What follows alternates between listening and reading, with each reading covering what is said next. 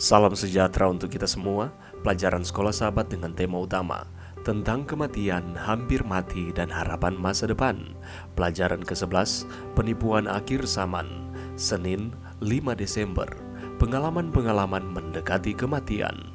Beberapa argumen modern paling populer untuk membuktikan teori keabadian jiwa adalah pengalaman mendekati kematian. Dalam bukunya Life After Life, The Investigation of a Phenomenon, Survival of Bodily Death, Raymond A. Moody Jr. mempresentasikan hasil penelitiannya selama 5 tahun terhadap lebih dari 100 orang yang mengalami kematian klinis dan dihidupkan kembali.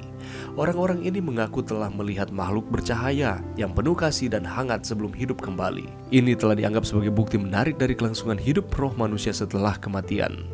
Selama bertahun-tahun, banyak buku serupa lainnya telah diterbitkan mempromosikan ide yang sama. Bacalah kisah kebangkitan dari 1 Raja-Raja 17 ayat 22 sampai 24, 2 Raja-Raja 4 ayat 34 sampai 37, Markus 5 ayat 41 sampai 43, Lukas 7 ayat 14 sampai 17, dan Yohanes 11 ayat 40 sampai 44. Berapa banyak dari mereka yang berbicara tentang segala jenis keberadaan yang sadar ketika orang-orang yang dibangkitkan telah mati, dan mengapa jawaban itu penting? Semua pengalaman mendekati kematian yang dilaporkan dalam literatur modern adalah tentang orang-orang yang dianggap mati secara klinis, tetapi tidak benar-benar mati. Berbeda dengan Lazarus yang mati selama 4 hari dan mayatnya telah membusuk. Baik Lazarus maupun mereka yang dibangkitkan dari kematian di zaman Alkitab tidak pernah menyebutkan pengalaman kehidupan setelah kematian, baik di surga, di api penyucian, atau di neraka. Ini memang sebuah penjelasan dari keheningan, tetapi sepenuhnya sesuai dengan ajaran Alkitabiah tentang keadaan yang tidak sadar dari orang yang mati. Tetapi bagaimana dengan pengalaman mendekati kematian yang begitu umum diceritakan saat ini? Jika kita menerima ajaran Alkitabiah tentang ketidaksadaran orang mati, maka tinggal 2 kemungkinan utama. Apakah itu adalah halusinasi psikokimiawi alami di bawah kondisi ekstrim, atau bisa juga pengalaman penipuan setan yang supranatural. Penipuan setan memang bisa menjadi penjelasan, terutama karena dalam beberapa kasus orang-orang ini mengaku telah berbicara dengan kerabat mereka yang sudah meninggal. Tetapi bisa jadi kombinasi dari kedua faktor tersebut. Dengan penipuan yang merajalela dan begitu meyakinkan bagi banyak orang, sangat penting bagi kita untuk berpegang teguh pada ajaran firman Tuhan. Terlepas dari pengalaman apapun yang kita atau orang lain mungkin miliki yang bertentangan dengan apa yang diajarkan Alkitab. Betapa menariknya bahwa pengalaman mendekati kematian sekarang seringkali datang dengan mendapat izin dari ilmu pengetahuan. Apakah yang diajarkan hal ini kepada kita tentang seberapa perlu kita berhati-hati, bahkan terhadap hal-hal yang menurut ilmu pengetahuan terbukti? Pelajaran yang bisa kita dapatkan pada saat ini, seperti dilansir di dalam detiknews.com, dunia kedokteran menetapkan ada 3 fase kematian.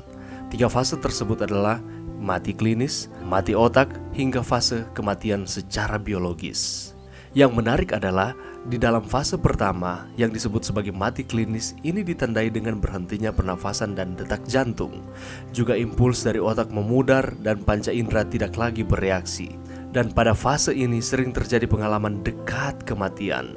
Orang yang sudah dinyatakan mati klinis dan kemudian hidup kembali sering menceritakan hal yang gaib, di mana mereka melihat bahwa ada roh di samping mereka, melihat pemandangan indah dan cemerlang dari atas, melihat ada seberkas cahaya terang di ujung terowongan.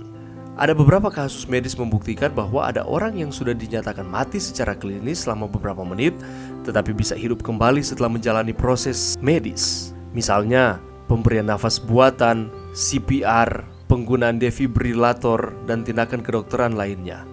Ada yang kemudian hidup sehat, tapi ada pula yang mengidap dampak kesehatan.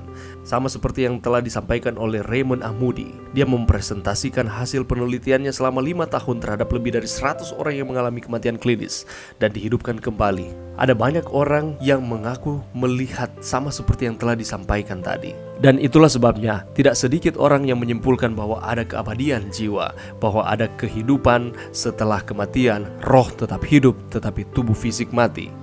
Tetapi kalau kita membaca di dalam keseluruhan firman Tuhan dengan jelas menyatakan lewat peristiwa-peristiwa kematian yang terjadi di dalam Alkitab, di mana Tuhan menyatakan akan mujizat penyembuhan, kebangkitan terhadap mereka. Di sana menyatakan bahwa tidak ada proses kehidupan setelah kematian. Contohnya Lazarus, ketika murid-murid Yesus membangkitkan Bahkan Yesus sendiri membangkitkan akan orang-orang yang mengalami kematian.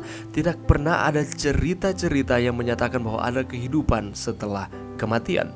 Dan jika kita menerima ajaran Alkitabiah tentang ketidaksadaran orang mati, bahwa kita percaya bahwa orang mati sudah tidak dapat melakukan apa-apa lagi, maka tinggal dua kemungkinan utama. Yang pertama, apakah itu adalah halusinasi psikokimiawi alami di bawah kondisi ekstrim ketika kita sedang dalam kondisi tidak sadar, atau bisa juga pengalaman penipuan setan yang supranatural. Penipuan setan memang bisa menjadi penjelasan, terutama karena dalam beberapa kasus orang-orang ini mengaku telah berbicara dengan kerabat mereka yang sudah meninggal, tetapi bisa saja kombinasi dari kedua faktor tersebut. Itulah sebabnya firman Tuhan masih tetap konsisten sampai pada saat ini, bahwa ketika manusia mati, maka tidak ada kehidupan di dalam kematian, kecuali ketika Yesus datang kembali dan Ia akan membangkitkan mereka yang telah mati. Entah itu pada kebangkitan yang pertama atau pada kebangkitan yang kedua. Mari kita tetap berpegang teguh kepada firman Tuhan. Terlepas dari pengalaman apapun yang kita atau orang lain mungkin miliki yang bertentangan dengan apa yang diajarkan oleh Alkitab. Mungkin ada yang mengalami pengalaman mati secara klinis dan setelah itu disembuhkan kembali, dan menceritakan akan peristiwa-peristiwa yang ia lihat. Dan ketika peristiwa itu terjadi, bukanlah ia sedang melihat orang lain yang sudah mati ataupun sudah melihat roh yang lain, tetapi itu hanya merupakan halusinasi, tidaklah benar-benar terjadi.